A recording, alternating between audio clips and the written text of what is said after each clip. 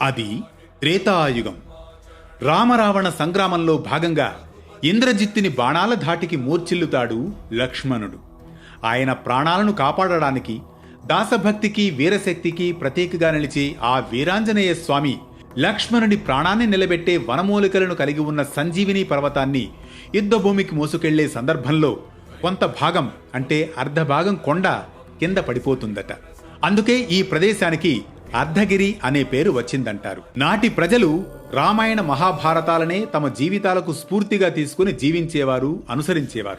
అందుకే ప్రతి ఘట్టానికి ప్రతి అంశానికి ఆలంబనగా నిలుస్తాయి ఇలాంటి దివ్య ప్రదేశాలు. అలా సాక్షాత్తు శ్రీ ఆంజనేయ స్వామివారు మోసి అందులో నుండి కొంత భాగం కింద పడిన ఆ అర్ధగిరే నేడు ఆంధ్రప్రదేశ్ రాష్ట్రం చిత్తూరు జిల్లాలోని కాణిపాకం శ్రీ వినాయక స్వామివారి ఆలయానికి సుమారు 20 కిలోమీటర్ల దూరంలోని అరగొండ గ్రామంలో నెలవై ఉంది. ఈ అరగొండలో ఒక పెద్ద చెరువు ఉంది. సంజీవరాయ పుష్కరిణిగా పిలిచే ఈ కోనేరులోని నీటిని దైవీక సంజీవినిగా పిలుస్తారు భక్తులు.